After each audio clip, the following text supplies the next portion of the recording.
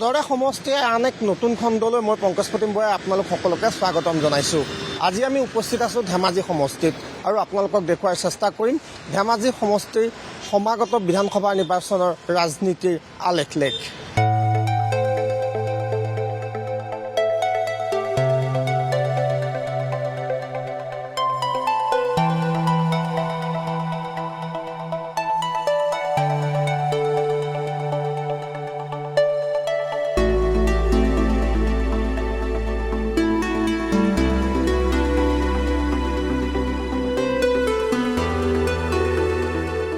বৰ্তমানে ধেমাজি সমষ্টিটো আছে বিজেপি দলৰ দখলত।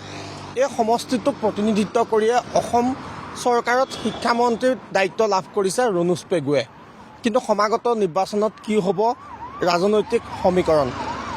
বৰ্তমানে এই ধেমাজি সমষ্টি ডিলিমিটেশ্যনৰ পাছত কেনেধৰণৰ জনগাঁথনিমূলক পৰিৱৰ্তন হৈছে সেই কথাখিনিও আমি আপোনালোকক জনোৱাৰ চেষ্টা কৰিম। মোৰ লগত মোৰ সহযোগী ভিগু আছে। ভিগু, আমি যদি চাওঁ এই সমষ্টিটোৰ পৰাই প্ৰতিনিধিত্ব কৰিছিলে বৰ্তমানৰ সাংসদ প্ৰদান বৰুৱাই। তাৰপিছত উপ নিৰ্বাচন হৈছিল আৰু উপ নিৰ্বাচনতো ৰণোজ পেগু জয়ী হৈছিল আৰু 2021 নিৰ্বাচনতো ৰণোজ পেগু জয়ী হৈছিল। আৰু যদি আপুনি যোৱাবাৰ নিৰ্বাচন চাই 2021 চনৰ যদি নিৰ্বাচন চাই তেনেহ'লে বিজেপি দল অৰ্থাৎ ৰণোজ পেগুৱে 87,000 ভোট লাভ কৰিছিল আৰু চিত্তৰঞ্জন বসুমতাৰীয়ে সেইবাৰ অজাপ্ৰহৰী খেলি পেলাই ইয়াত 56,000 ভোট লাভ কৰিছিল। কিন্তু কংগ্ৰেছেও ইয়াত 44,000 ভোট লাভ কৰিছিল। অৰ্থাৎ বিৰোধীৰ যি ভোট বিভাজন তাৰ কাৰণে আমি দেখিবলৈ পাইছিলোঁ যে ইয়াত বিজেপিৰ জয়যাত্ৰাটো সুচল হৈছিল। এইবাৰ যিহেতু গাঁথনিগত পৰিৱৰ্তন আহিলে সমষ্টিটো সংকুচিতও হ'ল। কিমান ভোট বৰ্তমান আছে, পূৰ্বতে কিমান আছিল আৰু কোন কোন অংশ ইয়াৰ পৰা আঁতৰি গ'ল? হয়, নিশ্চিতকৈ ধেমাজিৰ যি পূৰ্ব সমষ্টিটোত সৰ্বমুঠ প্ৰায় 2,38,000 মান ভোটাৰ আছিল পূৰ্বতে আৰু সমষ্টি ডিলিমিটেশ্যনৰ পাছত এই সমষ্টিটোত এতিয়া প্ৰায় 1,80,000 ভোটাৰ আছেগৈ। মানে যদি আমি চাবলৈ যাওঁ ধেমাজি সমষ্টিৰ পৰা প্ৰায় 9খন পঞ্চায়ত চিচিবৰগাঁও নতুন চিচিবৰগাঁও সমষ্টিলৈ স্থানান্তৰ কৰা হ'ল আৰু তাত প্ৰায় 43,000 মান ভোট তেওঁলোকৰ চিচিবৰগাঁও সমষ্টিলৈ গুচি গ'ল। আৰু এতিয়া 1,80,000 ভোটাৰে এইবাৰ ধেমাজি সমষ্টিৰ আচলতে নিৰ্ণয় কৰিব আৰু তাৰে ভিতৰত মিচিং ভোটাৰ এইবাৰ ধেমাজি সমষ্টিৰ যথেষ্ট বেছি আছে। পূৰ্বতেও বেছি আছিল আৰু মিচিং ভোটাৰৰ সংখ্যা পূৰ্বতকৈ হ্ৰাস হ'ল নে এইবাৰো তেওঁলোকে নিৰ্ণায়ক ভূমিকাই ল'ব? নিশ্চিতকৈ এইবাৰো ধেমাজি সমষ্টিত মিচিং ভোটাৰে নিৰ্ণায়ক ভূমিকা ল'ব। কাৰণ সমষ্টি ডিলিমিটেশ্যনত আমি এটা কথা লক্ষ্য কৰিছোঁ যে প্ৰায়সমূহ আহোম গাঁও, চুতীয়া এনেধৰণৰ যিসমূহ নন এছ টি গাঁওসমূহে আচলতে চিচিবৰ গাঁৱলৈ স্থানান্তৰ কৰা হৈছে। এই সমষ্টিটোক সম্পূৰ্ণ এছ টি ৰূপে সংৰক্ষিত যিহেতু আৰু এইটোত এছ টি ভোটেই বেছিভাগ ইয়াত ৰাখি থোৱা হ'ল আচলতে ধেমাজি সমষ্টিটোত। গতিকে এইবাৰ নিৰ্বাচনত কি হ'ব দলসমূহৰ ৰণনীতি?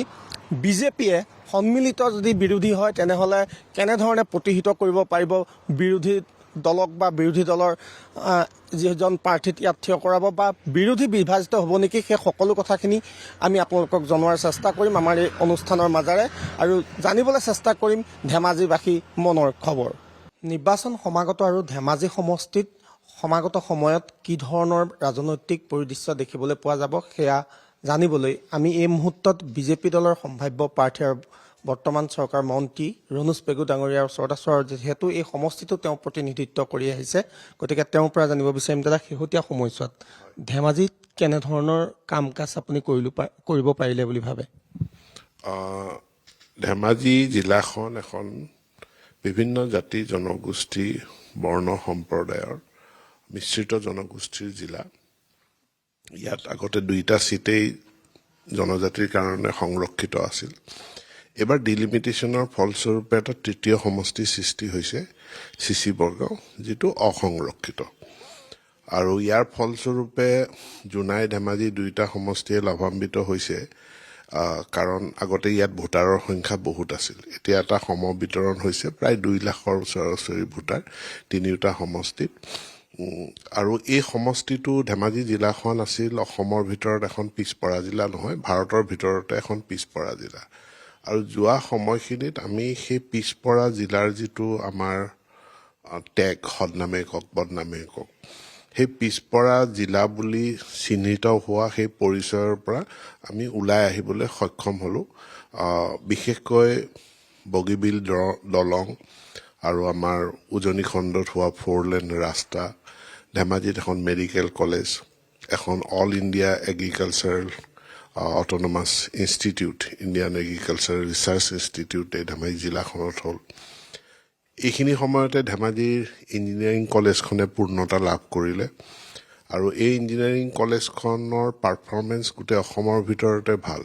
প্লেচমেণ্টৰ ক্ষেত্ৰত অসমৰ আটাইকেইখন ইঞ্জিনিয়াৰিং কলেজৰ ভিতৰত ধেমাজিৰ স্থানটো 1 নম্বৰ। ধেমাজি বাৰিষা সময়ত বিচ্ছিন্ন হৈ পৰিছিল আগতে বহিৰ্বিশ্বৰ পৰা। সেই বিচ্ছিন্নতা এতিয়া নাইকিয়া হ'ল। এতিয়া ইয়াৰ পৰা ঢকুৱাখনা হওক, মাজুলী হওক, দক্ষিণ পাৰলৈ হওক, সকলো স্থানলৈ খুব উন্নত যাতায়াত যোগাযোগ ব্যৱস্থাৰ লগতে বগীবিলৰ পৰা 1 ঘণ্টাৰ ভিতৰত পোনে পোনে মাজুলী গৈ পাব পৰা ৰোড কাম মথাউৰি সেই দায়িত্ব অনুষ্ঠিত হ'ল। বিভিন্ন জনগোষ্ঠীৰ কাৰণে কেইবাখনো স্বায়ত্তশাসিত পৰিষদ আছে। মিচিং স্বায়ত্তশাসিত পৰিষদ, সোণোৱাল, দেউৰী, ঠেঙাল আৰু শেহতীয়াকৈ যি Bodo Kachari welfare autonomous council গঠিত হ'ল, তাতো ধেমাজি সমষ্টিৰ এটা ভাল অংশ জনসংখ্যা সেই কাউন্সিলখনত অন্তৰ্ভুক্ত হৈছে। সেইফালৰ পৰাও আমি যথেষ্ট উন্নতিৰ আমি মুখ দেখিছোঁ। Tai Ahom development council, Chutiya development কাউন্সিলৰো অংশীদাৰিত্ব ধেমাজি জিলাৰ আছে। গতিকে সেই দুখন উন্নয়ন পৰিষদৰ তৰফৰ পৰাও ভালেখিনি কাম আমাৰ জিলা দুখনত হৈছে। গতিকে সকলো ফালৰ পৰা এখন যি বিকশিত অসম, সেই বিকশিত অসমৰ ক্ষেত্ৰত সমানে সমানে ধেমাজি জিলাও এখন বিকশিত জিলালৈ যোৱা সময়খিনিত ৰূপান্তৰিত হৈছে। ধেমাজিত এতিয়া আপোনাৰ ৰাজনৈতিক প্ৰতিদ্বন্দ্বী কোনটো দল হ'ব সেয়া এতিয়ালৈকে নিশ্চিত হোৱা নাই। সমষ্টিটোক লৈ টনাজোৰা চলি আছে ৰাইজৰ দল আৰু কংগ্ৰেছৰ মাজত, আৰু এনেকুৱা এটা পৰ্যায়লৈ গৈছে যে মিত্ৰতা বিৰোধী দলৰ হয়নে নহয় সেইটো ডিফেণ্ড কৰিছে। ধেমাজিত আচলতে কোনে প্ৰতিদ্বন্দ্বিতা কৰিব এনেধৰণৰ কথা ওলাইছে। গতিকে হয় কংগ্ৰেছ, নহয় ৰাইজৰ দল, কোনোবা এটা দলৰ লগতে আপোনাৰ প্ৰতিদ্বন্দ্বিতা হোৱাৰ সম্ভাৱনা অধিক। বিৰোধী শক্তিক কি ধৰণে লৈছে আপুনি? বিৰোধী শক্তিক আমি সদায় চিৰিয়াছলি লওঁ। নিৰ্বাচনটোক আমি পাতলভাৱে নলওঁ। নিৰ্বাচন আমাৰ কাৰণে এটা চিৰিয়াছ বিষয় আৰু সেইকাৰণে যোৱা 5টা বছৰ ধৰি ভাৰতীয় জনতা পাৰ্টী আমি সাংগঠনিকভাৱে খুব তৎপৰ, সক্ৰিয়। আমাৰ 226টা বুথৰ ভিতৰত প্ৰত্যেকটো বুথত বুথ কমিটি গঠন কৰা, তাৰোপৰিও বুথটো খুব সংগঠিত এটা ৰূপ দিয়াৰ কাৰণেও বিভিন্ন কাৰ্যসূচী আছে। গতিকে নিৰ্বাচনটোক আমি প্ৰতিদ্বন্দ্বী যোনেই নহওক, আমি ভাৰতীয় জনতা পাৰ্টী আৰু ইয়াত আমাৰ মিত্ৰ শক্তি অসম গণ পৰিষদ বা গণশক্তি, তেওঁলোকৰ লগতো আমাৰ জিলাখনত খুব ভাল সুসম্পৰ্ক আছে। গতিকে আমি NDA হিচাপে আমি একত্ৰিতভাৱে নিৰ্বাচনটোৰ মুখামুখি হ'ম। যোৱাবাৰ AJP প্ৰাৰ্থী চিত্তৰঞ্জন বসুমতাৰীয়ে আপোনাক কিছু প্ৰত্যাহ্বান জনাবলৈ সক্ষম হৈছিল। এইবাৰ ভাবেনে যদি সন্মিলিত বিৰোধী হয় আপোনাক প্ৰত্যাহ্বান জনাব পাৰিব? ডাঙৰ কথা বিৰোধীৰ যে যোৱা 5টা বছৰ কোনো ব্যক্তিকে মই বিৰোধী দলৰ হৈ মানে ৰাজনীতি কৰা সমষ্টিটোত দেখা পোৱা নাই। ইলেকশ্যনটো ৰাজনীতিৰ এটা ক্ষুদ্ৰ অংশ। আমি যোৱা 40টা বছৰ ৰাজনীতিৰ লগত জড়িত হৈ আছোঁ বা আমি ছ'চিয়েল সামাজিক কাম কাজৰ লগত জড়িত হৈ আছোঁ। ইলেকশ্যনত হৰা জিকাটো আমাৰ কাৰণে কেতিয়াও মূল বিষয় নাছিল। আমি MLA নথকাৰ সময়তো ৰাইজৰ কাম কৰিছোঁ বা সমষ্টি উন্নয়নৰ কাম কৰিছোঁ। বিৰোধী দলৰ কোনো ব্যক্তিক মই যোৱা 5টা বছৰে ধেমাজিৰ কোনো সমস্যাক লৈ তেওঁলোক জড়িত হোৱা বা মাত মতা মই পৰিলক্ষিত কৰা নাই। এইটো খুব দুখজনক কথা। যি কেৱল ইলেকশ্যনৰ সময়ত তেওঁলোক আহি পেলাই নমিনেশ্যন দিব, এতিয়া এইটো খুব মানে আদৰণীয় কথা নহয়। আৰু মই ভাবোঁ যে তেনেকৈ মুখ ঠেকেচা খোৱাৰ বাহিৰে অন্য একোৱেই নহয়। কাৰণ যি ব্যক্তিয়েই ইয়াতে নিৰ্বাচন নেখেলক কিয়, 1 নম্বৰ কথা সমষ্টিটোৰ সমস্যাখিনিৰ লগত তেওঁলোক মানে পৰিচিত নহ'বই। 2 নম্বৰ কথা, যিখিনি সময় পাব সেইখিনি সময়ত আটাইকেইটা বুথত গৈ তেওঁলোকে দেখাও দিব নোৱাৰিব। গতিকে এনেকৈ আচলতে যি বিৰোধীৰ ৰাজনীতি, সি এটা হাস্যকৰ ৰাজনীতি হৈ আছে যে ইলেকশ্যন আহিলে ইলেকশ্যনত উঠা, আৰু তেনেকৈ তেওঁলোক কেতিয়াও সফল হ'ব নোৱাৰে। যিহেতু মিচিং জনগোষ্ঠীক প্ৰতিনিধিত্ব কৰে আৰু তেওঁলোকৰ নেতৃত্ব হিচাপে আপোনালোকক চিহ্নিত কৰা হয় বিশেষকৈ, আৰু এইবাৰ বিধানসভাৰ মজিয়াতো আমি এটা বিতৰ্ক দেখিবলৈ পাইছিলোঁ, যিটো কথা অখিল গগৈয়ে কৈছিলে আলি আই লৃগাঙৰ বন্ধক লৈ। সেয়া আচলতে তেওঁ চিৰিয়াছ আছিল বুলি ভাবেনে, সেয়া আপোনালোকক ৰাজনৈতিকভাৱে হলঠেকত পেলোৱাৰ কৌশল আছে? একো হলঠেক নহয়। তেওঁ কি ইছ্যুক লৈ পেলাই তেওঁ ৰাজনীতি কৰে তেওঁ নিজেই নাজানে। গতিকে তেওঁ আৰম্ভ কৰিছিলে মাটিৰ পট্টাক লৈ, খেতিয়কৰ সমস্যাক লৈ কৃষক মুক্তি সংগ্ৰাম সমিতি হিচাপে তো কৃষকৰ সমস্যাখিনি তেওঁ ক'ৰবাত যেনেকৈ এৰি থৈ গুচি গৈ পেলাই এতিয়া তেওঁ বেলেগ বেলেগ ইছ্যুত তেওঁ লাগি থাকে, জঁপিয়াই ফুৰে। গতিকে তেওঁৰ এটা কনচিষ্টেঞ্চি থকা কোনো ৰাজনীতি তেখেতৰ নাই। গতিকে তাত এতিয়া মিচিংসকলৰ আলি আই লৃগাং, মিচিংসকল মূলতঃ 10খন জিলাত বসবাস কৰে। সেই 10খন জিলাত চৰকাৰে বন্ধ ঘোষণা কৰিছেই। বাকী অন্য গোটেই অসমখনতে এটা ষ্টেট হলিডে হ'ব লাগে নালাগে সেইটো অসম চৰকাৰে সিদ্ধান্ত গ্ৰহণ কৰিব, আৰু সেইটো মিচিং ৰাইজেও তাক নিৰ্বাচনী ইছ্যু নকৰে বা চৰকাৰেও নিৰ্বাচনী ইছ্যু নকৰে, তেওঁলোকেও নিৰ্বাচনী ইছ্যু কৰিব নোৱাৰে। কিন্তু কাৰণ মিচিং জনসাধাৰণৰ চৰকাৰখনৰ ওপৰত আস্থা আছে, চৰকাৰে ভাল সিদ্ধান্ত গ্ৰহণ কৰিব। 6 শিডিউলটো নিৰ্বাচনী ইছ্যু হ'ব পাৰে নেকি? মানে 6 শিডিউল নিৰ্বাচনী ইছ্যু নহয়। মিচিংসকলেও এটা স্বায়ত্তশাসিত পৰিষদখনৰ কাৰণে এক সাংবিধানিক স্বীকৃতি বিচাৰিছে। ইয়াৰ যিহেতু এখন ৰাজ্য চৰকাৰৰ এখন আইনৰ অধীনত গঠিত পৰিষদ, মিচিঙৰ লগতে আমাৰ ৰাভা, তিৱা বা অন্যান্য স্বায়ত্তশাসিত পৰিষদসমূহো আছে। শেহতীয়াকৈ গৃহমন্ত্ৰীৰ লগত আলোচনা হৈছে, তেওঁ কৈছে মই এজন ইণ্টাৰলকিউটৰ দিম, সকলো পক্ষৰ লগত যিমান যি ষ্টেক হোল্ডাৰ আছে সকলো পক্ষৰ লগত আলোচনা সাপেক্ষে ইয়াৰ এটা গ্ৰহণযোগ্য বা ইয়াক যি এটা মৰ্যাদা এটা দিয়াৰহে কথা। স্বায়ত্তশাসিত পৰিষদখনটো হ'লেই, স্বায়ত্তশাসিত পৰিষদখন চলি আছে, দুবাৰকৈ নিৰ্বাচন অনুষ্ঠিত হৈ গৈছে। এতিয়া প্ৰশ্নটো হ'ল স্বায়ত্তশাসিত পৰিষদখনক এটা মৰ্যাদা দিব লাগে। দ্বিতীয়, তেওঁলোকলৈ পুঁজিৰ আবণ্টন কেনেকৈ হ'ব, তেওঁলোকে ডিভলিউশ্যনৰ ফাণ্ড পাবনে নাপায়, সেই কথাকেইটা অনাগত দিনত মই ভাবোঁ যে তাৰো মীমাংসা হৈ যাব। শেষত জানিব বিচাৰিম, আপুনি কেৱল বিধায়ক হিচাপেই নহয়, ধেমাজিৰ শিক্ষামন্ত্ৰী হিচাপে গধুৰ দায়িত্ব পালন কৰিছে, আৰু শেহতীয়া সময়ছোৱাত আমি দেখিছোঁ শিক্ষা বিভাগৰ বহু সমস্যা, শিক্ষকৰ বহু সমস্যা সমাধানে নহয়, নিযুক্তিৰ ক্ষেত্ৰত স্বচ্ছতা ৰাখি আপোনালোকে যি ধৰণৰ চৰকাৰৰ নীতি সেই অনুসৰি চাকৰিও দিছে। সেই কথাখিনি এইবাৰ ভোটাৰ মনত ক্লিয়াৰ কৰিব বুলি ভাবেনে? নিশ্চিতভাৱে, কাৰণ স্বচ্ছ নিকায় মানুহৰ মানসিকতাটোৱেই সম্পূৰ্ণৰূপে সলনি কৰি দিলে। যিটো এটা সময়ত আশাহত আছিল আমাৰ যুৱ প্ৰজন্ম যে পঢ়ি শুনি কি হ'ব, যিসকলে খুব উচ্চ শিক্ষালৈ যায়, UPSC বা যিসকলে গৱেষণা কৰে তেওঁলোকৰ কথা সুকীয়া আছিল। কিন্তু যেতিয়া অসম চৰকাৰৰ গ্ৰেড 3, গ্ৰেড 4 পোষ্ট এটাও পইচা নিদিলে নাপায়, এই পৰিৱেশ যেতিয়া আছিল যুৱ প্ৰজন্মৰ মাজত এক আশাভংগ হৈছিল। তেওঁলোকে শিক্ষাত মানে অধ্যয়নত মনোযোগ দিয়া নাছিল। কিন্তু এতিয়া যেতিয়া দেখিছে যে নহয়, পঢ়িলে, পৰীক্ষা দিলে, পাছ কৰিলে যিয়েই নহওক চাকৰি পায়, সি গোটেই শৈক্ষিক পৰিৱৰ্তনটোৰ পৰিস্থিতিটোৰ পৰিৱৰ্তনৰ মূল এটা চালিকা শক্তি হিচাপে কাম কৰিছে যে আমি ভালকৈ পঢ়িলে আমাৰো কিবা এটা, অধ্যয়ন কৰিলে আমাৰো কিবা এটা হ'ব। সেইটো আটাইতকৈ পজিটিভ কথা। আৰু শিক্ষা বিভাগটোত লিগেচি ইছ্যুজ বহুতখিনি সমস্যা আছিলে, এপতকৈ সমস্যাবিলাক আমি সমাধান কৰিবলৈ সক্ষম হৈছোঁ। প্ৰায় আমি 80,000 নিযুক্তি দিবৰ কাৰণে সক্ষম হ'লোঁ শিক্ষা বিভাগত। আৰু অহা বছৰকেইটাতো চৰকাৰ আমাৰেই হ'ব, চৰকাৰ গঠন হোৱাৰ পাছতো বাকী যিখিনি সমস্যা আছে সেইখিনিও আমি সমাধান কৰিবলৈ সক্ষম হ'ম বুলি আমাৰ দৃঢ় বিশ্বাস আছে। আপোনাক বিধানসভাৰ মজিয়াত আমি যেতিয়া দেখোঁ, গেলেৰীৰ পৰাও লক্ষ্য কৰি থাকোঁ যে আপুনি যিখিনি সময় নিজৰ কাৰণে পায় অন্যান্য বিষয়ৰ ওপৰত যেতিয়া আলোচনা হৈ থাকে, লেপটপটো লৈ হওক বা ফাইল লৈ পেলাই ব্যস্ত হৈ থাকিবলগীয়া হয়। এই ব্যস্ততাটো ঘৰতো থাকেনে? আচলতে বাইদেউহঁতে কেতিয়াবা একো নকয়নে এই কথাক লৈ? প্ৰথম কথাটো হ'ল মই কম্পিউটাৰতে সকলো কাম কৰোঁ। দ্বিতীয় কথা যে ৰাজনীতিক এজনৰ কাৰণে আমি মানুহৰ লগত বহুত সময় দিব লাগে, তেওঁলোকৰ কথাখিনি শুনিব লাগে, তেওঁলোকৰ লগত আলোচনা কৰিব লাগে, তেওঁলোকৰ সমস্যাবিলাক বুজিব লাগে, আমাৰ চৰকাৰী পজিশ্যনবিলাকো আমি তেওঁলোকক বুজাব লাগে। বিধানসভাত মই দেখোঁ যে মানে তাত মই খুব নিৰলে সুন্দৰভাৱে মই কামো কৰিব পাৰোঁ, একেটা সময়তে মই বিধানসভাত হৈ থকা বিতৰ্কবিলাকো মই মানে শুনি থাকিব পাৰোঁ। দুয়োটা কাম একেলগে হয়।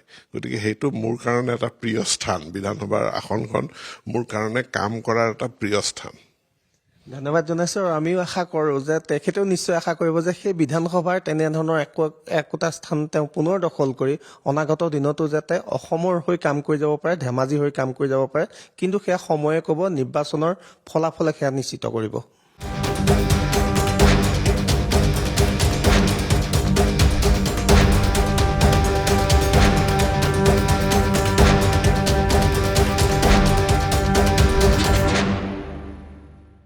শাসকীয় পক্ষই নস্যাৎ কৰিব খুজিলেও ধেমাজি সমষ্টিত বিৰোধীৰ শক্তি কিমান অৰ্থাৎ কংগ্ৰেছ দলৰ শক্তি এই মুহূৰ্তত কেনেকুৱা ধৰণৰ সেয়া আমি জনাৰ কাৰণে চেষ্টা অব্যাহত ৰাখিছোঁ আৰু আমাৰ লগত আছে এই সমষ্টিটোৰ পৰা কংগ্ৰেছৰ প্ৰাৰ্থিত্ব প্ৰত্যাশী তথা কংগ্ৰেছ নেতা শৈলেন সোণোৱাল ডাঙৰীয়া। প্ৰথমতে আপোনাক আমাৰ অনুষ্ঠানৰ মাজলৈ স্বাগতম জনাইছোঁ। ধন্যবাদ। দাদা, আমি যিহেতু ইতিমধ্যে নিৰ্বাচনী বতৰা লৈ ফুৰিছোঁ, শাসকীয় পক্ষৰ অৰ্থাৎ এই মুহূৰ্তত আপোনালোকৰ এই সমষ্টিটোৰ বিধায়ক ৰণোজ পেগু ডাঙৰীয়াই ক'ব খোজে যে এই সমষ্টিটোত এই মুহূৰ্তত কংগ্ৰেছ শূন্য, বিৰোধী নিৰ্বাচনৰ সময়তহে সাৰ পায়। সেই অভিযোগ আপোনালোকে কি ধৰণে নস্যাৎ কৰিব বিচাৰিব? মই প্ৰথমতে ৰণোজ পেগু ডাঙৰীয়াৰ যিটো দাবী পোনছাতে নাকচ কৰিছোঁ।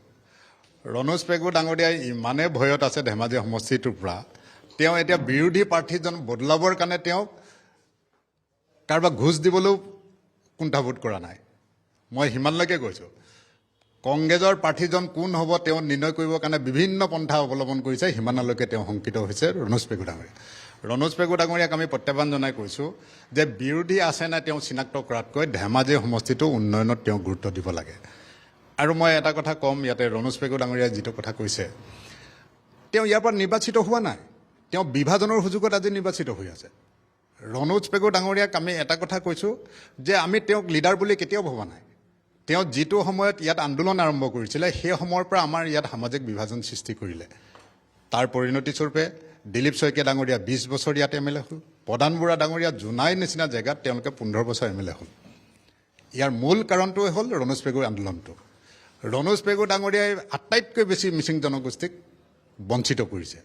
স্বাধীনতাৰ পাছৰ পৰাই এই ক্ষেত্ৰখনত আমাৰ কোনো মিচিং অনামিচিঙৰ ভাৱ নাছিল। সকলো মিচিং কমিউনিটিৰ পৰা আছিল, MLA মিচিং কমিউনিটিৰ পৰা আছিল, MP মিচিং কমিউনিটিৰ পৰা আছিল, আমাৰ কোনো মানুহৰ মাজত বিভাজন নাছিল। যিদিনাই তেওঁ এই আন্দোলন আৰম্ভ কৰিলে তাৰ পাছৰ পৰাই সকলো মিচিং MLA ইয়াত হাৰিবলৈ আৰম্ভ হ'ল, MP হাৰিবলৈ আৰম্ভ হ'ল। এই কথাটো এতিয়া এই সমষ্টিবাসীয়ে দেখি আছে। আজি ৰণোজ পেগু ডাঙৰীয়াই যিমানেই যি নকওক, তেওঁ MLA হোৱাৰ আগত 11বাৰ ইলেকশ্যন খেলিছিল, কিন্তু 14,000 ওপৰত ভোট পোৱা নাছিল। কিহৰ কাৰণে? তেওঁ লিডাৰশ্বিপ ক'ত? তেওঁ লিডাৰশ্বিপ 14,000 লিডাৰশ্বিপ। আজিও মই প্ৰত্যাহ্বান জনাই ৰণোজ পেগু ডাঙৰীয়াক কৈ আছোঁ যে মই গঢ়ি অহা বিজেপিৰ ওপৰত তেওঁ আজি MLA হৈছে। ৰণোজ পেগু ডাঙৰীয়াৰ হিম্মত আছে যদি বিজেপিৰ পৰা ওলাই ইলেকশ্যন খেলক আৰু শৈলেন সোণোৱালে তেওঁ এগেইনষ্টত ইলেকশ্যন খেলিব, কোনে ভোট পাই চাম। যদি তেওঁ মোতকৈ এটাও বেছি ভোট পায় মই ৰাজহুৱা জীৱন ত্যাগ কৰিম। 2021 কি আছিলে পৰিসংখ্যাটো আপুনি অকণমান কৈ দিব নেকি? 2021 চনত যদি আপোনালোকে এটা কথা চাব যে সেই সময়ত কংগ্ৰেছৰ আটাইতকৈ কঠিন সময় আছিল। এই সময়টোত আপোনালোকে যদি চায় কংগ্ৰেছৰ এই কঠিন সময়তো কংগ্ৰেছে ইয়াত 44,832 ভোট পাইছে আৰু জাতীয় পৰিষদে 56,962। অৰ্থাৎ আমি অপজিশ্যনে 1,01,721টা ভোট লগ পাইছোঁ। ৰণোজ পেগুৱে কিমান ভোট পাইছিল? তেওঁ চৰকাৰ চলি থকাৰ পাছত চিটিং বিধায়ক হোৱাৰ পাছত 87,681 পাইছিল। এই কথাটোৱে নিৰ্ণয় নকৰে জানো ৰণোজ পেগু লিডাৰ নে পৰাজিত সৈনিক?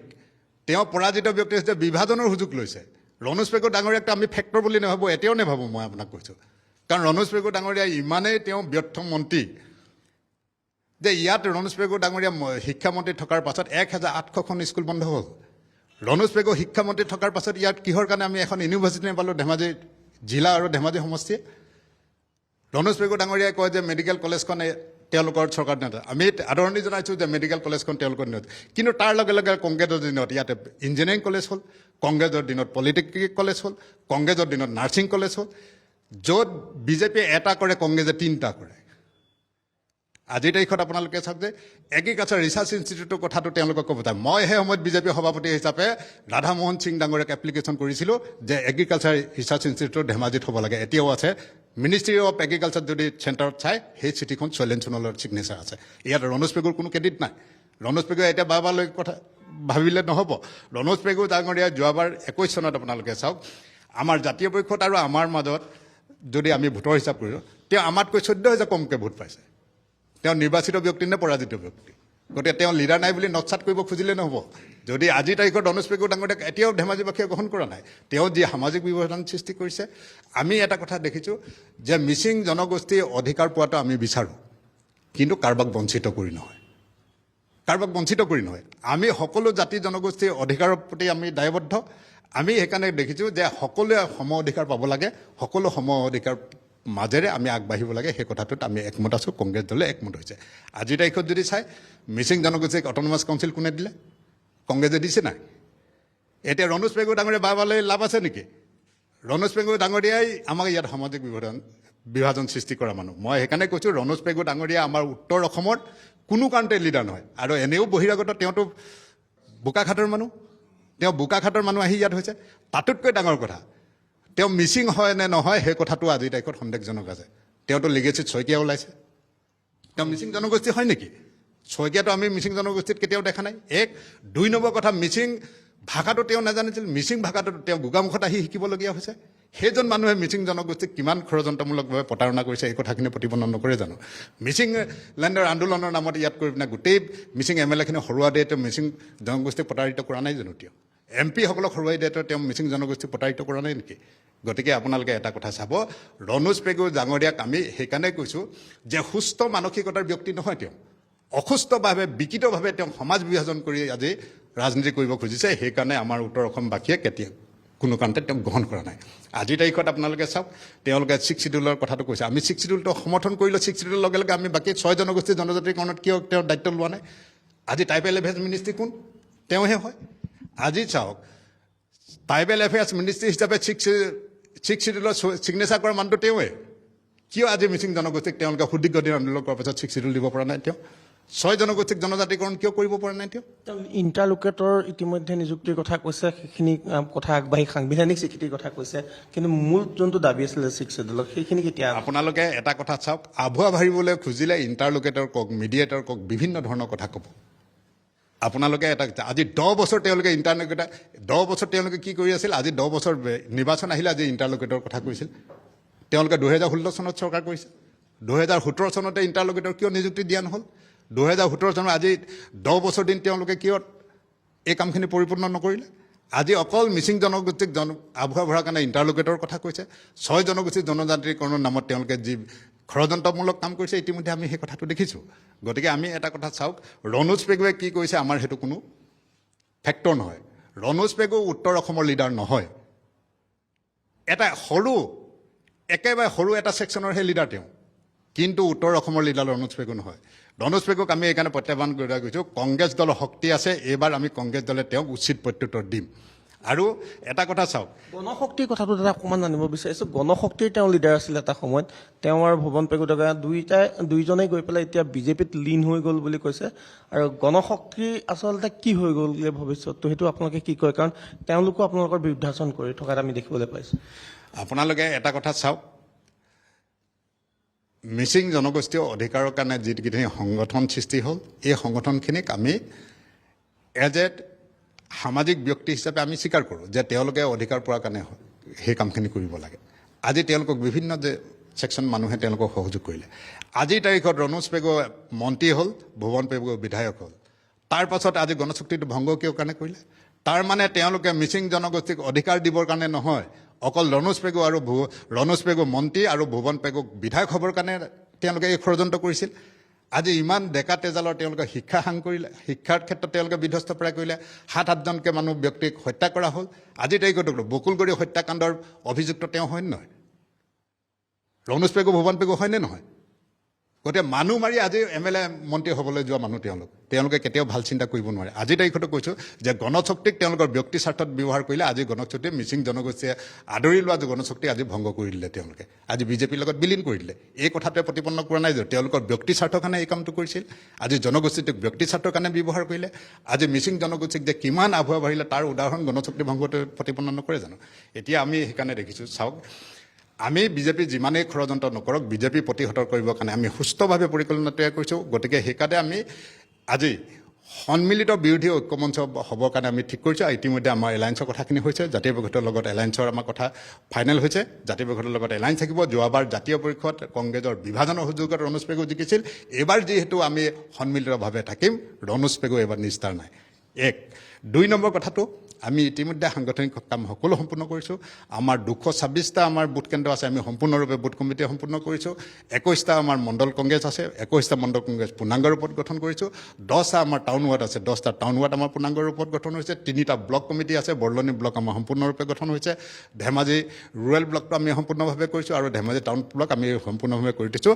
আৰু আমি সুস্থভাৱে এবাৰ নিৰ্বাচন খেলি ৰণোজ পেগুক ইয়াৰ পৰা বিদায় দিবৰ কাৰণে ষড়যন্ত্ৰমূলক প্ৰতাৰিত ভ্ৰষ্টাচাৰী ৰণোজ পেগুক আমি ইয়াৰ পৰা উৎখাত কৰিবৰ কাৰণে ইতিমধ্যে সংকল্প লৈছোঁ। আপোনালোকে এটা কথা চাওক, তেওঁ মন্ত্ৰী হিচাপে আজিৰ তাৰিখত তেওঁ এটা কথা দেখক যে কোনটো কাম তেওঁ কৰিলে। আজি তেওঁ যিখন স্পৰ্টছ কমপ্লেক্সৰ কথা ক'ব যায়, স্পৰ্টছ কমপ্লেক্সৰ প্ৰথম প্ৰপ'জেলটো সৰ্বানন্দ সোণোৱাল ডাঙৰীয়া যেতিয়া কেন্দ্ৰীয় মন্ত্ৰী আছিল, 120 কোটি টকা প্ৰপ'জেল মই বনাইছিলোঁ Sailen Sonowal BJP district president হিচাপে। আজি তেওঁ তাত বাবা লৈ লাভ নাই। মনালিছা গোস্বামী ডাঙৰীয়া যেতিয়া DC আছিল ডাঙৰীয়ানী, তেওঁৰ থ্ৰুৱেদি আমি এই গোটেই কথাটো আমি প্ৰপ'জেল প্ৰেৰণ কৰিছিলোঁ কেন্দ্ৰীয় মন্ত্ৰী সৰ্বানন্দ সোণোৱাললৈ। গতিকে আজি তাৰ কাৰণে তেওঁ ক্ৰেডিট ল'বৰ কাৰণে 1% সেই সময়ত তেওঁ ক'ত আছিল? 14 চনত তেওঁ ক'ত আছিল? গণশক্তিৰ নাম লৈ তেওঁ মিচিং অট'নমাছ কাউন্সিলত চিফ হৈ গোটেই ষড়যন্ত্ৰমূলকভাৱে গোটেই আত্মসাৎ কৰাত আছিল। আজিৰ তাৰিখত আপোনালোকে চাওক, তেওঁ মিচিং অট'নমাছ কাউন্সিলত চিফ হৈ পিনে মিচিং জনগোষ্ঠীক কিমান উন্নয়ন সাধন কৰিলে তাৰ হিচাপ দিয়ক। আজি তেওঁ মন্ত্ৰী হৈ পিনে কিমান উন্নয়ন কৰিলে তাৰ হিচাপ দিয়ক। আজিৰ তাৰিখত তেওঁ নিৰ্দিষ্ট এটা কথা দেখাওক যে কোনটো কাম তেওঁৰ দিনত সাধন হৈছে। ধেমাজিত ডিষ্ট্ৰিক্ট লেভি হৈছে কংগ্ৰেছৰ দিনত, ধেমাজিত ৰাজহুৱা প্ৰেক্ষাগৃহ হৈছে কংগ্ৰেছৰ দিনত, কোনটো উন্নয়ন হোৱা নাই কংগ্ৰেছৰ দিনত? ৰাস্তা পদূলি কংগ্ৰেছৰ দিনত হৈছে, তেওঁলোকে এতিয়া মেৰামতি কৰিছে কেইটামান মাত্ৰ। আৰু যি এটা ৰাস্তা বনাইছে তেওঁলোকে আমাৰ এই টেলিজানৰ, আমি য'ত বহি আছোঁ টেলিজানৰ পৰা মাছ খোৱালৈকে দুৰ্নীতিৰ পৰে দুৰ্নীতি কৰিছে। দুৰ্নীতিত তাতে ADC জেললৈ যাবলগীয়া হৈছে। এনে এটা অৱস্থালৈকে তেওঁলোকে ৰূপান্তৰ কৰিছে। মই এইকাৰণে আপোনালোকক কৈছোঁ যে ৰণোজ পেগু ডাঙৰীয়া এতিয়া ভয়ত শংকিত হৈ এতিয়া কি কৰিছে যে কংগ্ৰেছ প্ৰাৰ্থীজনক বদলি কৰিব পাৰি নেকি তাৰ কাৰণে উপঢৌকন দি তেওঁ অহৰহ অপচেষ্টাত লিপ্ত হৈছে। তেওঁ কোনো চেষ্টা ইয়াত সাধন কৰিব নিদিওঁ আমি। ৰণোজ পেগু যিমানেই ষড়যন্ত্ৰ নকৰক, সকলো ষড়যন্ত্ৰ আমাৰ ইনফৰমেশ্যন আছে আৰু সকলো প্ৰতিহত কৰিম। নিৰ্বাচনৰ ভৰপক সময়তে পুনৰ বিতৰ্কৰ সৈতে সাঙুৰ খাইছে ধেমাজিৰ বৰ্তমানৰ বিধায়ক তথা শিক্ষামন্ত্ৰী ৰণোজ পেগুৰ নাম। এইবাৰ আন্দোলনকাৰী নেতাক চৰম তাচ্ছিল্য কৰি বিতৰ্কৰ আৱৰ্তত সোমাইছে ৰণোজ পেগু। পৃথিৱীত অট'মেটিক একো বস্তু নহয়, চব কৰিব লাগে। সময়ত খা খবৰ নকৰি এতিয়া আন্দোলন কৰি কি লাভ আছে? আন্দোলন কৰিলে নাই, এতিয়া চৰকাৰখনৰ নিয়ম হ'ল যোনে আন্দোলন কৰিব তাৰ কামে বন্ধ হ'ব। আন্দোলন কৰিলেই কামটো আৰু ডিলে হৈ যাব। আন্দোলন কৰাৰ কাৰণটো আপোনাক জানিব লাগিব। প্ৰথমতে মই তাৰ কাৰণে তুমিতো তোমাৰ মোবাইল আছে নাই? আছে নেকি? তো হোৱাটছএপতে কিয় কৰিব নোৱাৰা? আপোনাৰ নম্বৰ আছে, আমি কেনেকৈ পাম? গোটেই পৃথিৱীখনে পায়, তোমাৰতো কিয় নাই? মোৰতো কাগজ দিছোঁ লগ পাই মানে। আৰু আন্দোলন কৰিলে 3 মাহলৈ কাম বন্ধ হ'ব, 3 মাহৰ পাছতহে আমি আকৌ চোঁ। ইমান ৰেছপনচিভ গভমেণ্ট আছে, তাৰ পাছত আন্দোলন কৰে। কি কৰিব আন্দোলন কৰিব? ফালিলে 6 বছৰীয়া আন্দোলন কৰি অসম চৰকাৰ ইহঁতে আন্দোলন কৰি কি কৰিব? বন্দুক লোৱাখিনিয়ে ফালিলে ইহঁতে কি কৰিব? CM-এটো গম পালে একদম কপজিট বন্ধ কৰি থয়। ফালিলে 6 বছৰীয়া আন্দোলন কৰি অসম চৰকাৰ ইহঁতে আন্দোলন কৰি কি কৰিব? বন্দুক লোৱাখিনিয়ে ফালিলে ইহঁতে কি কৰিব?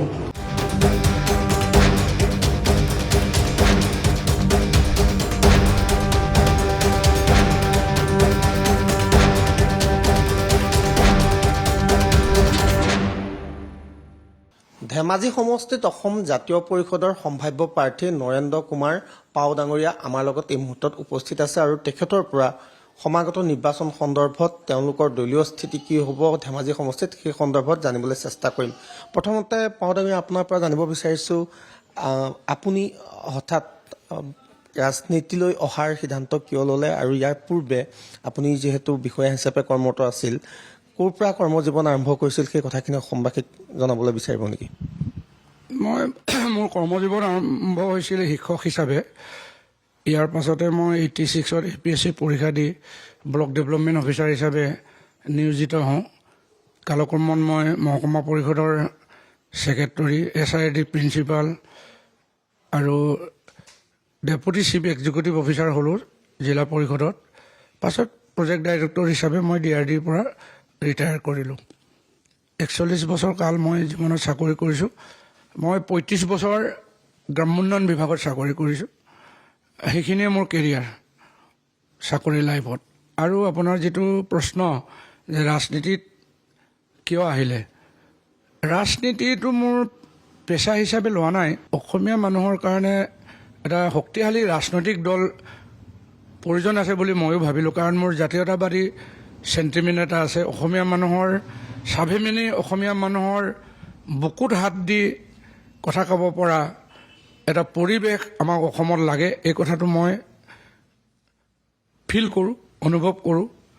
গতিকে যেতিয়া মোক চৰ্দাৰ লুৰিণজ্যোতি গগৈ ডাঙৰীয়াই অনুৰোধ কৰিলে যে আপুনি আমাৰ দললৈ আহক আৰু জিলা সভাপতিৰ দায়িত্বটো গ্ৰহণ কৰক আৰু ধেমাজিত সাংগঠনিক কাম আগবঢ়াই নিয়ক, মই বহুত কথা চিন্তা কৰি অৱসৰৰ পাছত এনেই ঘৰত বহি থকাতকৈ ৰাইজৰ মাজত থাকোঁ।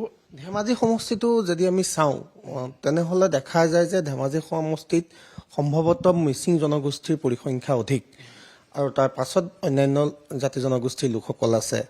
আৰু তাৰ লগতে আপোনাৰ সন্মুখত সমান্তৰালকৈ দেখিবলৈ পাইছোঁ ৰণোজ পেগু ডাঙৰীয়া সন্মুখ সমৰত যুদ্ধত নমাৰে সম্ভাৱনা প্ৰকট। গতিকে এটা শক্তিশালী ব্যৱস্থাৰ বিৰুদ্ধে আপুনি যুঁজিব লাগিব, কাৰণ গণশক্তিও এই মুহূৰ্তত বিজেপিৰ লগত আছে। গতিকে সামগ্ৰিকভাৱে আপুনি পৰিসংখ্যাটো দেখি কি ধৰণৰ ৰণকৌশলৰ কথা ভাবিছে? Definitely after reorganisation of assembly constituency Dhemaji সমষ্টিত আপোনাৰ 1,78,393 ভোটাৰ্ছ লেটেষ্ট যিটো পাব্লিকেশ্যন হৈছে, out of date 44% Mising voters, 17% Ahom voters, 10% Bodo voters, 8% Sonowal voters, 5% Deori voters and আদেন 22% আদাৰ্ছ কমিউনিটিজ। গণশক্তি বুলি যিটো দল, ৰাজনৈতিক দল, তেওঁলোকৰ সেই দলটো বেচিকেলি মিচিং জাতিৰ সদস্যক লৈ পেলাই অন্তৰ্ভুক্ত দলটো গঠিত হৈছে। তাৰ নেতৃত্বতে স্বয়ং এওঁ আছিলে ৰণোজ পেগু, ভুৱন পেগু, তেওঁলোক প্ৰতিষ্ঠাপক সভাপতি সম্পাদক। ক্ষমতা অহাৰ স্বাৰ্থত তেওঁলোকক গণশক্তিক অথাগৰত পেলাই তেওঁলোক বিজেপিলৈ গুচি গ'ল। এতিয়া গণশক্তি আৰু সবল এটা সাংগঠন আছে বুলি মই নাভাবোঁ আৰু নাইও। বিজেপিত বিলীন হৈ গ'ল নেকি? বিজেপিত তেওঁলোক মোটামুটি বিলীন হৈ গৈছে। নামটো যদিও গণশক্তি বুলি পৰমানন্দ চায়েঙীয়া সভাপতি আছে, তেওঁলোকৰ সুকীয়া সংগঠন তেনেকৈ নাই। মইতো ধেমাজিখনৰ প্ৰায় 1300 ল'ৰা বাহিৰত আছে। বাহিৰত মানে বেংগালুৰু নিচিনা জেগাত, চেন্নাই নিচিনা জেগাত, তুৰা, অৰুণাচলৰ বিভিন্ন জেগাত, হায়দৰাবাদ, মানে ইয়াতো বিজেপিৰ নিয়োগ নীতিটো বহুত ভুল। তেওঁলোকৰ মানুহ এমপ্লয়মেণ্ট ছিষ্টেমটো ভুল। তেওঁলোকেতো আৰু অকল হিতাধিকাৰীহে সৃষ্টি কৰে, মানুহক সুৰূপা কৰে। মানুহক কেনেকৈ এমপ্লয়মেণ্ট দিব পাৰে, মেগা ইণ্ডাষ্ট্ৰী নকৰিলেও মিনি ইণ্ডাষ্ট্ৰী কৰিতো এই ল'ৰাবিলাক, আপুনি শুনি দূষিত হ'ব। আজি এমাহৰ আগত লখিমপুৰ ফালৰ 4টা ল'ৰা, মিচিং ল'ৰা, মানে ৰুমতে মৰি আছে বেংগালুৰুত কাম কৰিবলৈ যোৱা। সেইদিনা মই তৰাজানত গৈছোঁ, বুঢ়ী এজনী কান্দি আহিছে, মোৰ ল'ৰাটোক কেৰেলাত মাৰি পেলালে, মিচিং ল'ৰা। অকল মিচিং ল'ৰা বুলি নহয়, আপুনি অন্য গাঁৱত যদি যায় বহুত ল'ৰা বাহিৰত আছেগৈ। এইবিলাক মানে লিষ্টটো চাই সেই ভোটবিলাক তেওঁলোকে মানে লোকৰ হৈ যে লোকে ভোট দিয়ে, এইটো মানে বোগাছ ভোটটো তেওঁলোকে মাৰি দিয়ে, গম পাইছেনে? কিন্তু সেইটো এইবাৰ ফেক্টৰ নহয়। কিন্তু আপুনি এটা গুৰুতৰ কথা ক'লে যে TMPK একাংশ ছাত্ৰ সংগঠনৰ ল'ৰাক হাতত লাঠি দি আচলতে ভিডিঅ' ভাইৰেল হৈছে। কোনে কৰিছিলে? এইটো আমি শুনামতে ভুৱন পেগুৱে মিচিং ৰেগাম উদয় বুলি চিঞৰাই দিয়ে। আৰে আজিৰ তাৰিখত হাতত লাঠি লোৱা দিন আছে নেকি? আপোনাকে মই উল্টাকৈ প্ৰশ্ন কৰিছোঁ। আজিৰ তাৰিখত মই কৈছোঁ মিচিং ল'ৰাক কলম দিব লাগে হাতত, কলম। শিক্ষা ক্ষেত্ৰত আমি এতিয়াও বহুত পিছ পৰি আছোঁ। এই কুটিল ৰাজনীতি এই বিজেপি মানুহখিনিয়ে কৰে। সমাজৰ বিভেদ অনা, সমাজটো ধ্বংস কৰা তেওঁলোকৰ অৰিহণা আছে। আঞ্চলিকতাবাদী শক্তিৰ এটা ভেটি আছে নেকি ধেমাজিত, যাৰ কাৰণে আপুনি AJPত জইন কৰিলে অসম জাতীয় পৰিষদত? সাংঘাতিকভাৱে আঞ্চলিকতাৰ ভেটি আছে। ইয়াৰ আগৰ যিজন বিধায়ক আছিলে, 4বাৰ MLA, তেওঁ মোৰ পৰম বন্ধু আছিলে, দিলীপ শইকীয়া। মই নিজেই সেই সময়ত আকৌ শিক্ষক কৰিলেও অলপ পলিটিক্সত যাব পাৰিছোঁ। দিলীপ শইকীয়া সোণোৱালৰ দিনৰ কথা কৈছে। দিলীপ শইকীয়াৰ কথাই কৈছোঁ। আঞ্চলিকতা ভেটিৰ কথা কৈছোঁ 1985 চনত যেতিয়া অকপ গঠন হ'ল মই নিজে গৈছোঁ গোলাঘাটলৈ দিলীপ শইকীয়াক আমিয়ে MLA বনাইছোঁ মই নগ'লে দিলীপ শইকীয়া কোনো সময় এৰিতেই নাযায় এটা সময়ত যদি ইয়াত AGP শক্তিশালী হৈ থাকিলেহেঁতেন ইয়াত কোনো কাৰণতেই অন্য দলে ইয়াত মানে MLA পদটো নাপালেহেঁতেন AGP দলৰ নিজৰ দুৰ্বলতাৰ কাৰণে ধেমাজি সমষ্টিত AGP মৰি গ'ল কেইটামান মানুহ আছে এতিয়া AGP থকা বহুত মানুহ মোৰ দলত জইন কৰিছে এতিয়া কৰ্মীবিলাক লিডাৰ পৰ্যায়ৰ মানুহবিলাকক মোক ফোন কৰি থাকে আপুনি উঠক আমি আপোনাক ভোট দিম তাৰপাছতে দিলীপ শইকীয়া ডাঙৰীয়াই কিবা কিবি কাৰণত মোক অপ'জ কৰিলে সেইকাৰণে প্ৰধান বৰাই চান্সটো পালে প্ৰধান বৰাই MP হৈ যোৱাৰ পাছত ৰণোজ পেগু চান্সটো ল'লে গণশক্তিৰ পৰা জাম মাৰি BJP লৈ আহিলে ৰণোজ পেগুৰ কোনো গণভিত্তি নাই ইয়াত বিৰোধী শিবিৰৰ আন দলৰ পৰা যদি ইয়াত প্ৰাৰ্থী প্ৰক্ষেপ হয় আপোনাৰ কাৰণে অলপ দিগদাৰ হ'ব নেকি অলপতো হ'বই কাৰণ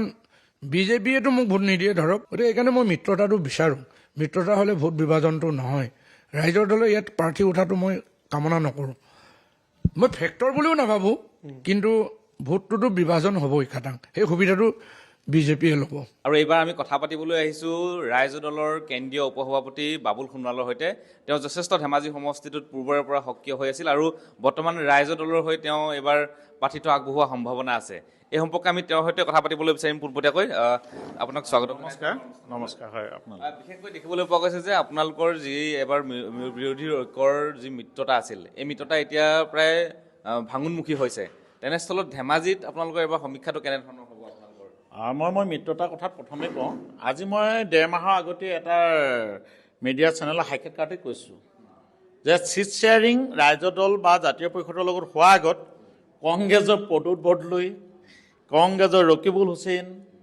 কংগ্ৰেছৰ গৌৰৱ গগৈ দেৱব্ৰত শইকীয়া তেখেতলোকৰ মাজত প্ৰথম চিট শ্বেয়াৰিংটো হ'ব লাগিব গতিকে সেই চিট শ্বেয়াৰিঙত ৰাইজৰ দলক ৰকিবুল হুছেইন ডাঙৰীয়া বা দেৱব্ৰত শইকীয়া ডাঙৰীয়াৰ যিকেইটা সমষ্টিত বিচাৰিছে তাৰ ৰাজ্য দলৰ সক্ৰিয় প্ৰাৰ্থী আছে গতিকে সক্ৰিয় প্ৰাৰ্থী থকাৰ কাৰণে তেখেতলোকে মানে এই চিট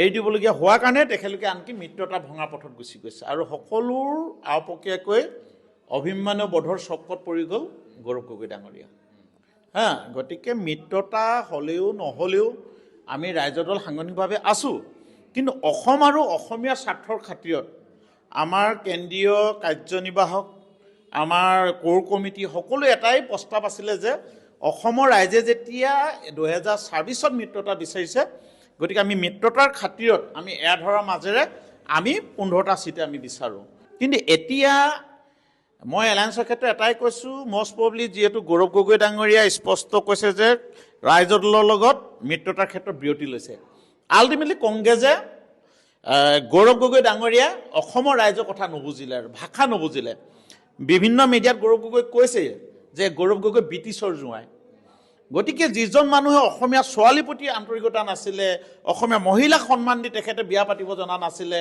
ইংলেণ্ডৰ ছোৱালী ব্ৰিটিছৰ ছোৱালী বিয়া পাতিছে গতিকে তেখেতে খাওঁতে বওঁতে আপোনাৰ যদি পৰিবাৰ আছে মোৰ পৰিবাৰ আছে পৰিবাৰ যি কয় সেইটোৱে হ'ব যিহেতু ব্ৰিটিছৰ ছোৱালী বিয়া পাতিছে ব্ৰিটিছৰ হিটলাৰী মনটোৱে তেখেতে চলি আছে গতিকে ব্ৰিটিছৰ জোঁৱাইৰ তলত সাধাৰণতে অসমৰ মানুহ মই সুৰক্ষিত বুলি নাভাবোঁ এটা কাৰণেই নাভাবোঁ গৌৰৱ গগৈ ভাবিব লাগিছিলে অখিল গগৈ ডাঙৰীয়াক যদি 5টা বা 15টা যদি চিট দিলেহেঁতেন জাতীয় পৰিষদক যদি 10-12টা দিলেহেঁতেন CPM CPIক যদি 4-5টা এৰি দিলেহেঁতেন এই গোটেই দলকেইটা লাষ্টত জিকি যোৱাৰ পিছতো লগ হ'লেও চৰকাৰ গঠন কৰিব নোৱাৰে আল্টিমেটলি চৰকাৰটোৰ মুখ্যমন্ত্ৰী কোন হ'লহেঁতেন গৌৰৱ গগৈ হ'লহেঁতেন গতিকে আমাৰ কথা হ'ল আমি ধেমাজিত খেলিম এতিয়া আপোনালোকে সেইটো নিশ্চিত কৰিব বিচাৰিছোঁ যে আপোনালোকে এতিয়া ধেমাজিত প্ৰতিদ্বন্দ্বিতা কৰাটো নিশ্চিত হৈছে চাওক আমি ধেমাজিত প্ৰতিদ্বন্দ্বিতা কৰিবলৈ আগৰ পৰা আগ্ৰহী আমি সংগঠন কৰিছোঁ আমাৰ প্ৰতিটো বুথত বুথ আছে বুথৰ কমিটি আছে আমাৰ আমি আঞ্চলিক কৰিছোঁ ব্লক কৰিছোঁ আমাৰ হাতত আছে আমি নতুন দল যদি কমিটি নতুনকৈ আহিছোঁ যদি আমি কমিটি কৰি সম্পূৰ্ণ কৰি থৈ দিছোঁ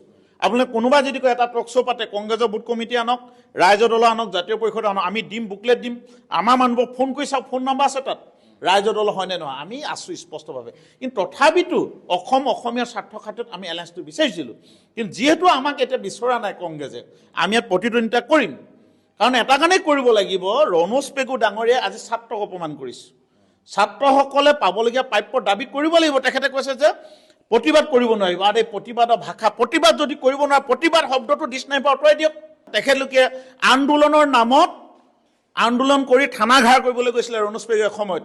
কোন থানা আমি এতিয়া নকওঁ, ৰাইজে বুজি পাব।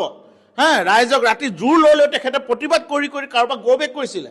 ধেমাজিত ভাতৃঘাতীয় সংঘৰ্ষ সৃষ্টি কৰা মানুহজনে ৰণোজ পেগু। আজি সেই ছাত্ৰ ছাত্ৰীসকলক অপমান কৰিছে। মই কোনো জাতীয় পৰিষদকো মই এনালাইচিছ নকৰোঁ। তেখেতলোকে খেলিলে তেখেতলোকলৈ মোৰ শুভেচ্ছা আছে।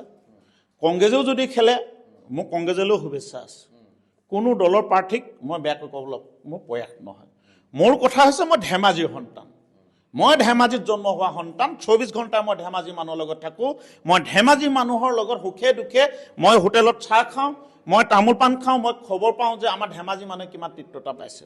গতিকে ধেমাজি মানুহে অন্ততঃ ৰণোজ পেগুৰ হাতৰ পৰা ধেমাজিখন মুকলি কৰি ধেমাজি সুৰক্ষিত কৰিবৰ কাৰণে, ধেমাজিত অহা ভয়াৱহ যি পৰিস্থিতি আহি আছে সেই পৰিস্থিতিৰ পৰা মুক্ত হ'বৰ কাৰণে অন্ততঃ আমাৰ ৰাইজৰ দলৰ প্ৰাৰ্থী হিচাপে মোক ধেমাজিৰ সন্তান হিচাপে মোক ইয়াত ৰাইজে গ্ৰহণ কৰিব বুলি মোৰ ৰাইজৰ ওচৰত বিনম্ৰ প্ৰাৰ্থনা আছে আৰু মই আশাবাদী।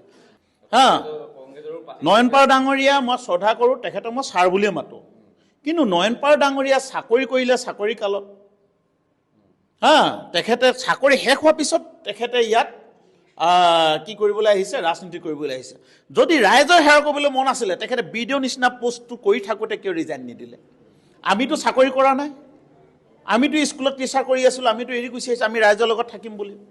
তেখেতে যদি ইমানেই ৰাইজৰ সেৱা বিচাৰিছিলে অন্ততঃ ভলণ্টিয়াৰ ৰিটায়াৰ ল'ব লাগিছিলে। তেখেতে ভলণ্টিয়াৰ ৰিটায়াৰ লোৱা নাই। মোৰ তেখেতৰ বেয়াকৈ কোৱা ইচ্ছা নাই, মই কথাটো কৈছোঁ। মিত্ৰতাক লৈ এতিয়াও ধেমাজিত অস্পষ্টতা বিৰাজমান বিৰোধী শিবিৰত।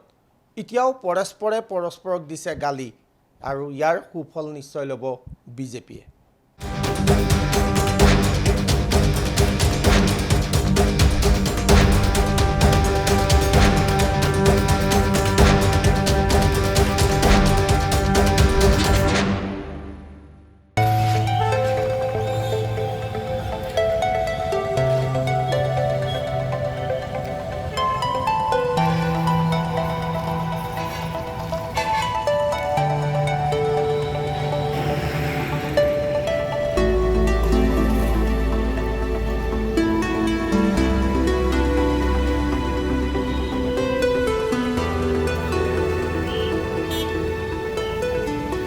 ধেমাজিৰ বৰ্তমানৰ বিধায়ক ৰণোজ পেগুৰ কাম কাজক লৈ কিমান সন্তুষ্ট সমষ্টিবাসী, কাক প্ৰাধান্য দিব বিচাৰে ধেমাজিৰ সমষ্টিবাসীয়ে, তেওঁলোকৰ মনৰ বুজ ল'বলৈ চেষ্টা কৰিছিলোঁ আমি। ধেমাজি টাউনত গম পাইছে ইলেকশ্যন আহি আছে, গম পাইছে চাগে? গম পাইছোঁ। ধেমাজি সমষ্টিত কাৰ বেছি নাম শুনি আছে এইবাৰ ধেমাজি সমষ্টিত ইলেকশ্যনত? এইটো ইলেকশ্যনত এতিয়া ক'বলৈ গ'লে এতিয়া আমি বিজেপি এতিয়া শুনি আছোঁ। বিজেপি নাম শুনি আছোঁ। ধেমাজিত কোন কোন প্ৰাৰ্থী হ'ব গম পায় নেকি? এনেই বেলেগ বেলেগ দলৰ এইবিলাকতো আমিতো ক'ব নোৱাৰোঁ না, তাত আমিতো এইবিলাক নাজানো, আমি টমটম চলা মানুহ। এইখন চৰকাৰে যথেষ্ট কাম কৰিছে আৰু কৰাটো সঁচাই ক'ব লাগিব আৰু অকণমান সময় লাগিব। যি কাম বাকী আছে এইখিনিও আমি আশাবাদী এইখন চৰকাৰে কৰিব বুলি। আৰু দ্বিতীয় কথা হ'ল কি, বিশেষকৈ আমাৰ ধেমাজিৰ যিজন বিধায়ক মাননীয় শিক্ষামন্ত্ৰী পেগু ডাঙৰীয়াই যথেষ্টখিনি ৰাইজৰ সহযোগত বহুত কাম কৰিছে। আগতে কংগ্ৰেছৰ দিনত গোগামুখৰে প্ৰাৰ্থী আছিলে, 10 বছৰ তেওঁৰ 5 বছৰ বিধায়ক হিচাপে আৰু 5 বছৰ মন্ত্ৰী কৰিলে। একো এটা 1% কাম গোগামুখত ডেভেলপ নকৰিলে, ধেমাজিত ডেভেলপ নকৰিলে। আৰু এতিয়া আমাৰ সন্মানীয় ৰণোজ পেগু ডাঙৰীয়াই ৰাইজৰ হকে, দুখীয়া মানুহৰ হকে, ৰাইজৰ মাজত থাকি যিখিনি উন্নয়ন কৰিছে আমি সঁচাই শলাগ ল'ব লাগিব। আমি ব্যৱসায়ীসকলো যথেষ্ট সফল হৈছোঁ। যিকোনো ক্ষেত্ৰত কিবা এটা পৰামৰ্শ বিচাৰি গ'লে তেখেতে আমাক যিমানখিনি পাৰে তেওঁ আমাক সহযোগ আগবঢ়ায় আৰু সকলোৰে হকে ৰাইজে কাম কৰিছে। আৰু এই বিজেপি চৰকাৰ লাগে আৰু বিজেপি চৰকাৰ হ'লে ৰাইজৰ মৰণ নাই, সন্তুষ্ট। মোৰ গাঁৱৰ কথা কওঁ, মোৰ গাঁৱত 18 ঘৰ মানুহ, এতিয়া বৰ্তমান এই বিজেপি চৰকাৰ দিনত 24জন চাকৰিয়াল আছে। আৰু কি ক'ম আৰু ইয়াতকৈ সুখৰ কথা একো নাই। আমাৰ নিচিনা দুখীয়া মানুহে কংগ্ৰেছ চৰকাৰ হ'লে আমি পইচা দি চাকৰি ল'ব নোৱাৰোঁ। বিজেপি চৰকাৰ দিনত আমাৰ ল'ৰাবিলাকো ভৱিষ্যতে চাকৰি বাকৰি লৈ সুন্দৰভাৱে সংস্থাপন পাব বুলি আমি আশাবাদী। যেতিয়া আপোনালোকে চৰজমিন তদন্ত কৰিব দেখিব বিভিন্ন মানুহ গৈ নোপোৱা অঞ্চলসমূহত কেতবোৰ বিদ্যালয় আছে, বিদ্যালয়সমূহত ছাত্ৰাবাস নিৰ্মাণৰ নামত প্ৰায় ৩-৪ কোটিকৈ টকা কিন্তু বৰ্তমান সময়ত খৰচ কৰিছে। আমি নিশ্চয়কৈ আমাৰ দৃষ্টি তাত থাকিব, কাৰণ অনাগত 5 বছৰ 10 বছৰত সেই কোটি কোটি টকা খৰচ কৰা ছাত্ৰাবাসসমূহ প্ৰকৃতাৰ্থত ছাত্ৰ ছাত্ৰীসকলৰ কামত আহিব নে নাই। কিন্তু এটা কথা আটাইতকৈ লক্ষণীয় বিষয়, বৰ্তমান সময়ত চৰকাৰখনে 3-4 কোটি টকাকৈ খৰচ কৰি এনেধৰণে ছাত্ৰাবাস নিৰ্মাণ কৰাৰ সলনি যদি প্ৰত্যেকটো ব্লক পৰ্যায়ত প্ৰত্যেকটো ব্লকত প্ৰত্যেকখন পঞ্চায়তৰ কাৰ্যালয়ৰ কাষত যদি একোটাকৈ শীততাপ নিয়ন্ত্ৰিত মানে কৃষি সামগ্ৰী যিটো কুল হাউচ বুলি কোৱা হয়, কাৰণ কঠীয়াসমূহ ৰক্ষণাবেক্ষণ দিবৰ কাৰণে, কঠীয়াসমূহ সাঁচি ৰাখিবৰ কাৰণে যদি তেনেকুৱা কেতবোৰ ব্যৱস্থা হয়, অসমখন সঁচাকৈ অৰ্থনৈতিকভাৱে কৃষিক লৈ আগবাঢ়ি যাব। মোৰ জনাত মানে বিজেপিকে চৰ্চা কৰিছোঁ আৰু কাৰণ কেলে আমি আগৰ পৰা চৰকাৰ ঘৰ পোৱা নাই। চৰকাৰ ঘৰ আজি টাউন কমিটি হৈ গ'ল, পঞ্চায়তৰ দিনৰ পৰা পোৱা নাই। চৰকাৰী ঘৰ পোৱাই নাই, অৰুণোদয় পাইছোঁ, সেইটো ভাল লাগিছে। চৰকাৰ গেছ পালোঁ, সেইটো ভাল লাগিছে। এতিয়া ঘৰটো দিলে ভাল লাগে আৰু। আমি আৰু খুৰীক লগ পাইছোঁ। খুৰী, আপোনাৰ ঘৰ ক'ত হয়? ঘৰ ধেমাজি ফেৰপৰা। ধেমাজি সমষ্টিৰ মানুহ? হয় হয়। ইলেকশ্যন আহি আছে, গম পাইছে চাগে? পাইছোঁ। বিশেষকৈ ধেমাজি সমষ্টিটোত এবাৰ কাৰ নাম বেছি চৰ্চা শুনিছে? মানে ৰাজনৈতিক দল হিচাপে যদি চাওঁ, বিজেপি, কংগ্ৰেছ, ৰাইজৰ দল? বিজেপি বুলিয়ে শুনিছোঁ। বিজেপি বুলিয়ে শুনিছে। ধেমাজি সমষ্টিটোত কাম হ'ল নে আগতে বিগত 5 বছৰ? হৈছে বুলিয়ে ধৰিছোঁ আৰু। এতিয়া লাখপতি দিছে আৰু অৰুণোদয় দিছে। অৰুণোদয় পোৱা নাই বা মই দিব লাগে, মোক নিদিয়ে। কি কথা মই নাজানো, নাই খোৱা। কিন্তু আপোনালোকে মানে বিজেপি নামটোৱে শুনা পাই আছে? পাইছোঁ। এইবাৰতো ইয়াত ৰাইজৰ দল, অসম জাতীয় পৰিষদ, তেওঁলোকৰ পৰাও মানে প্ৰাৰ্থী উঠাৰ কথা সম্ভৱ আছে, মানে সম্ভাৱনা আছে। কংগ্ৰেছৰ পৰা উঠিব চাগে বুলি কৈছে। কাৰো নাম শুনা নাই নি? নাই শুনা পোৱা নাই? নাই। ধন্যবাদ জ্ঞাপন কৰিছোঁ। আমি আৰু কিছু লোক আছে, তেওঁলোকৰ সৈতে কথা পাতিবলৈ যত্ন কৰিম, যিহেতু যথেষ্ট বজাৰখনত ভিৰ হৈ থাকে, আৰু আমি এই ভিৰৰ মাজতে কথা পাতিবলৈ যত্ন কৰিম কিছু লোকৰ সৈতে। খুৰা, আপোনাৰ অকণমান কথা পাতিবলৈ যত্ন কৰিছোঁ। নিৰ্বাচন আহি আছে, গম পাইছে চাগে? অঁ, গম পাইছোঁ। আপোনাৰ মানে কোন সমষ্টিত পৰে আপুনি?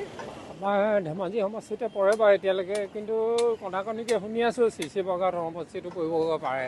আপোনাৰ ঘৰ কোনখিনি? আমাৰ সেই বৰপটৰীয়াতে পৰে বাৰু। বৰপটৰীয়াতে। বিশেষকৈ ধেমাজি সমষ্টিত কাৰ বিশেষকৈ চৰ্চা শুনিছে এইবাৰ? নাই, বৰকে ধৰিব পৰা নাই দেই।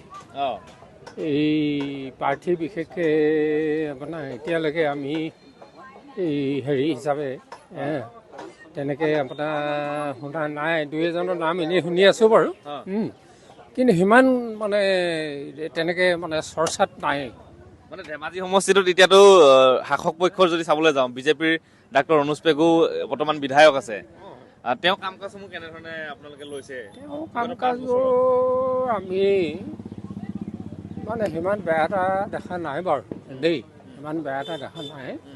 তেওঁ আপোনাৰ এই কাম কৰিছে বাৰু, কিন্তু হ'লেও আপোনাৰ সমালোচনা আছেই, থাকিবই, হয় নহয় বাৰু? যিহেতু এইবাৰ ধেমাজি সমষ্টিটোত কংগ্ৰেছ, ৰাইজৰ দল আৰু অসম জাতীয় পৰিষদ, এতিয়া 3টা মিত্ৰজোঁট হৈ পিনে এজন প্ৰাৰ্থী দিয়া কথা আছিল, কিন্তু বৰ্তমান মিত্ৰজোঁটটো ভংগ হৈছে বুলি আপোনালোকেও নিশ্চয় গম পাইছে। এইবাৰ গোটেইকেইজন যদি প্ৰাৰ্থী হয়, বিশেষকৈ কেনেকুৱা ধৰণৰ ৰণ হ'ব বুলি আপোনালোকে ভাবে? ধেমাজি সমষ্টিটোৰ মানে নিৰ্বাচনটো এবাৰ প্ৰাৰ্থীৰ যি তালিকা, প্ৰাৰ্থীৰ যিসমূহ প্ৰাৰ্থী হ'ব, তেওঁলোকক কেনেধৰণৰ হোৱাটো আপোনালোকে বিচাৰে বিশেষকৈ? এইটো আপোনাৰ এই সময় আহি আছে, আমি প্ৰাৰ্থীবিলাককো চাব লাগিব নহয়, হয় নহয় বাৰু? ঠিক আমি মানে দলীয় কাম কাজৰ লগত ইমান এটা কনচাৰ্ণ নহয় যদিও আমি মানে আপোনাৰ অলপ গম লৈ আছোঁ। এবাৰ আচলতে পাৰ্টিতকৈ আমি প্ৰাৰ্থী চাইহে ভোট দিয়াৰ কথা চিন্তা কৰিছোঁ। প্ৰাৰ্থী চাই পেলাই এই কেণ্ডিডেটজন অলপ কামৰ হ'ব লাগিব। এনেই আহি আপোনাৰ কোনোবা এজনক দিলে বুলিয়ে যে আমি এজনক দিব লাগিব, চৰকাৰ পক্ষত থকা হওক বা নথকা হওক। গতিকে আমি প্ৰাৰ্থী চাই পেলাই ভোট দিয়াই ভাল হ'ব যেন পাইছোঁ। তাৰমানে এতিয়া কামৰ মানুহ লাগে। খুৰাক ধন্যবাদ দিছোঁ। আৰু এজন আমি লগ পাইছোঁ, আমি কথা পাতিবলৈ যত্ন কৰিম। খুৰা, অকণমান কথা পাতিবলৈ পাৰিম নেকি? আপোনাৰ ঘৰ ধেমাজি? ধেমাজি ধেমাজি সমষ্টিতে পৰে? ধেমাজি। নিৰ্বাচন যিহেতু আহি আছে, গম পাইছে চাগে নিশ্চয়কৈ? নিশ্চয় গম পাইছোঁ। ধেমাজিত নিৰ্বাচনী বঁটাটো কেনেধৰণৰ বলিছে বুলি ভাবে? আমি ইমান ৰাজনীতিভাৱে ইমান হেৰি নহয়, আমিতো চৰ্চা বা কেনেধৰণৰ চৰ্চা চলি আছে ধেমাজিত এবাৰ নিৰ্বাচনক লৈ? ধেমাজিতো আগতে ADP BJP হেৰি চলি আছিলে বা কংগ্ৰেছৰ, এতিয়াতো কি হয় বুলি ক'ব নোৱাৰো নহয়, জুবিনৰ হেৰি কথা আছেতো বুলি।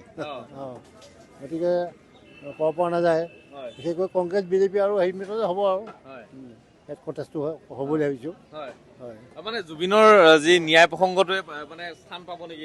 অলপ হয়তো হেৰি হ'ব, তাত প্ৰভাৱ পৰিব নিশ্চয় যুৱ চামৰ ক্ষেত্ৰত। আনহাতে কেনেধৰণৰ প্ৰভাৱ ধেমাজিত দেখিছে? বিজেপি, কংগ্ৰেছ, ৰাইজৰ দল, অসম জাতীয় পৰিষদ, যিহেতু গোটেইকেইটাই সক্ৰিয় হৈ আছে ধেমাজিত এতিয়া। সক্ৰিয় হৈ আছে, কিন্তু ফিল্ডত আমি ইমান ঘূৰা নাই, ইমান অভিজ্ঞ নহয় কিমান ইমান আগবাঢ়িছে। আমাৰ মিনিষ্টাৰ মোৰ ঘৰৰ আগতে আছে, আমাৰ লগতে কোনো আমাৰ হেৰি নাই, ওচৰৰ মানুহৰ লগতে আমাৰ হেৰি নাই, ক'ত কেনেকৈ ঘূৰিছে আমি নাজানো তেওঁলোকৰ বিষয়ে।